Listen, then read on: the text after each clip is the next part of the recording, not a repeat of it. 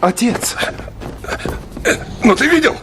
При посещении страницы Википедии, посвященной Магасу, столице Ингушетии, возникнет надпись «Не следует путать Магас, столица Алании». Лучше и не скажешь. Действительно, какое отношение имеет этот городок к историческому Магасу?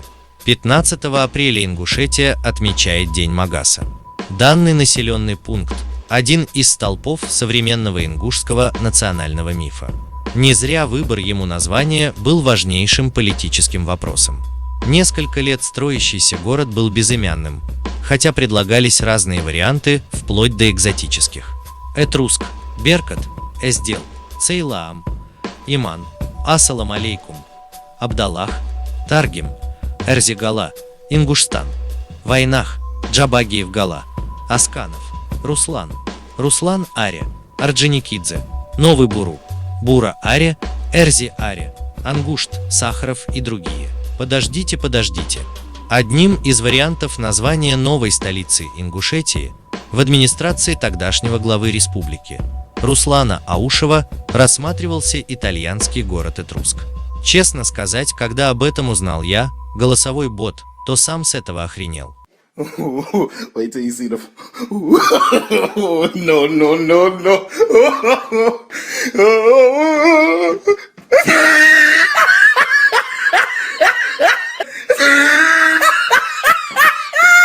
Look at his lips.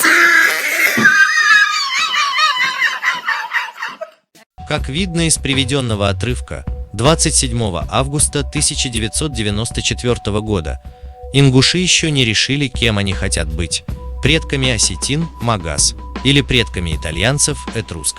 Но Италия далеко, а осетины близко, и спустя 4 года выбор был сделан в пользу названия разрушенной столицы Алании. 23 апреля 1994 года в газете «Ингушетия» была опубликована статья историка Нурдина Кадзоева «Магас – город Магалонов». Автор предложил свое название столицы Ингушетии – Магас. Он обосновывал свою теорию о том, что именно в районе нынешних населенных пунктов Назрановского района Али-Юрта, Гази-Юрта, Экажево, Сурхахов и Яндаре располагалась столица аланского государства Магас, переводимый с древнеингушского языка как «город солнца». Новая столица должна носить название Магас. Это будет возрожденный древний Магас, который станет символом возрождения Ингушетии и ингушской нации, говорится в статье.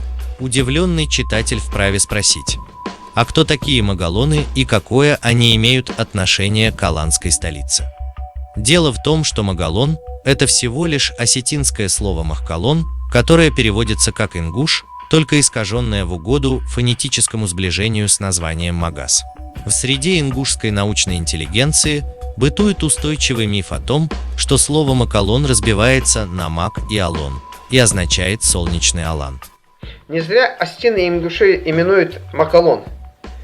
Хотя некоторые говорят, что это там от ястреба. Нет, это истинные свободные аланы. Мог это свободный алан. Ты что, дурак? То, что вы только что сказали, одна из самых безумно идиотских вещей из тех, что я когда-либо слышал. Каждый в этой комнате отупел. К сожалению, мифотворцев подводит незнание осетинского языка. Окончание он является лишь обычным суффиксом принадлежности.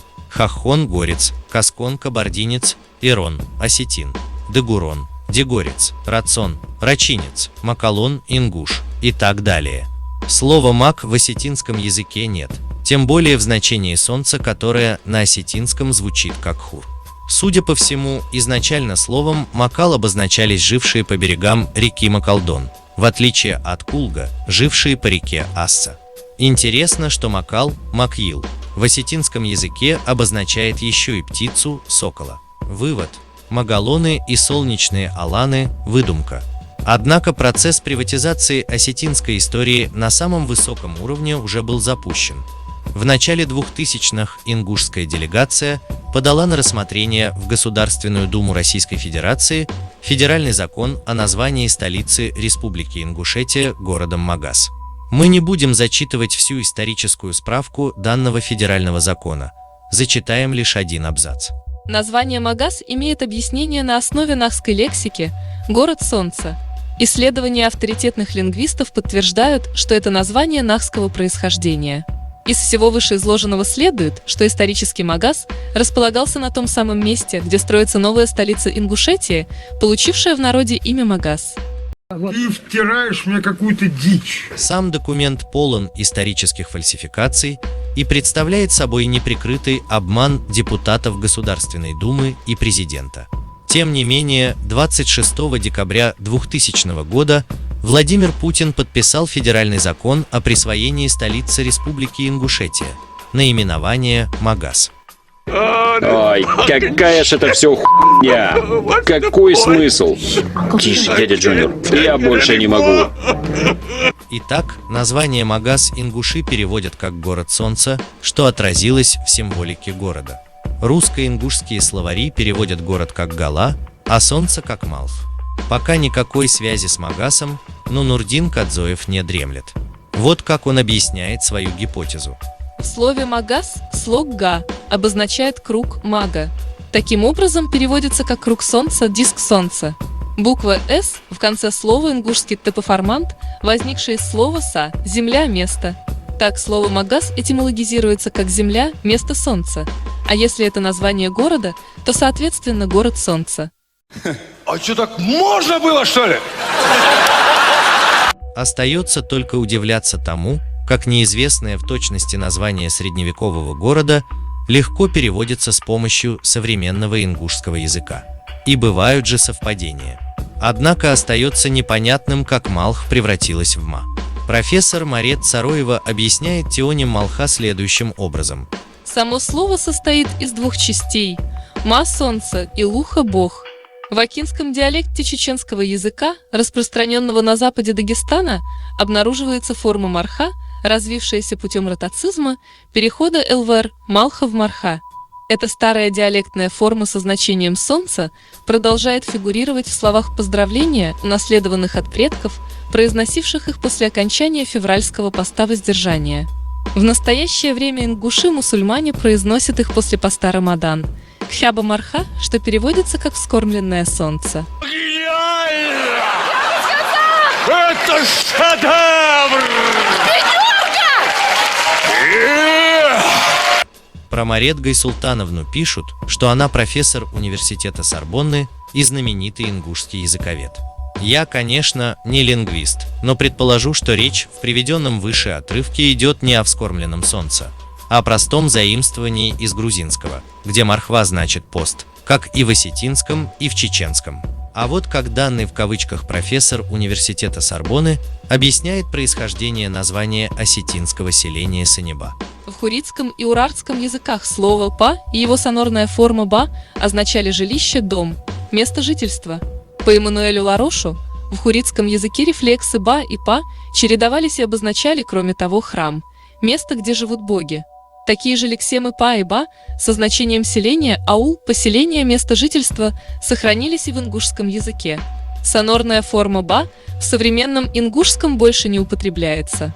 Та же самая частица сопровождает топоним, название ущелья – Саниба, где проживали ингушские племена до переселения на их современную территорию. Жюль Клапрат передал его изначальную форму – Шаниба, сохранявшуюся еще в XIX веке.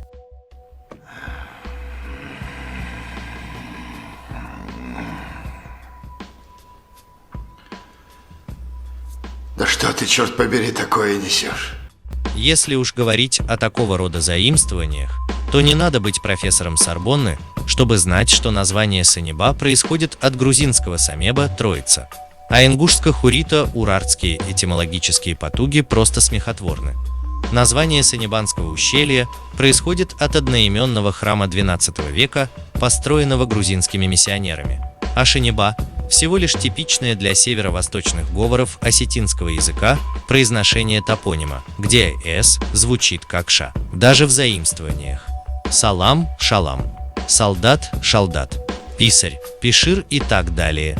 В целом, работу Цароевой о некоторых теонимических параллелях ингушей с хурито-урартским миром необходимо показывать в школах как редкий пример откровенно любительских этимологий, написанных вроде бы признанным ученым.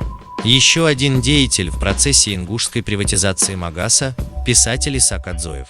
Этноним Алан Иса Аюбович объясняет следующим образом. Аалы или Аланы. Первоначальное самоназвание Халы происходит от Хала, бог, то есть люди Хала. Оттуда пошло название Халай или Аалы, то есть Алан. Некоторые ученые считают, что Галгай тоже произошло от Халай. Мы тоже придерживаемся этой версии. Тогда запоминай. Ты лошара. Чмордяина. Ой, ё-моё. Значение понятия «люди Хало» раскрыл вездесущий Нурдин Кадзоев. Когда бог солнца Махал стал называться Хал, бог, то этноним Махал, Махалон, образованный от теонима Махал, также изменился в Хал, Халон, а при потере протетического звука Ха образовалась Алан, Алон.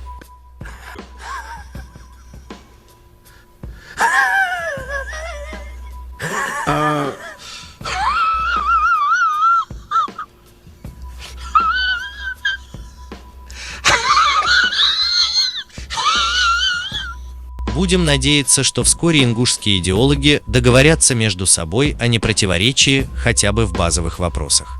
Люди Бога, солнечные Аланы, царственные Аланы, место, где живут боги, вскормленное солнце, Магалоны, Халаи. Это не наука, это посмешище. Никто не знает, где находился исторический Магас.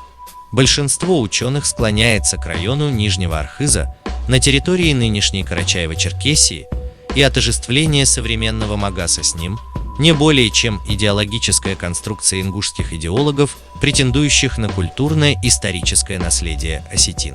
Всем спасибо за просмотр. А с вами был я, Алан Айларти.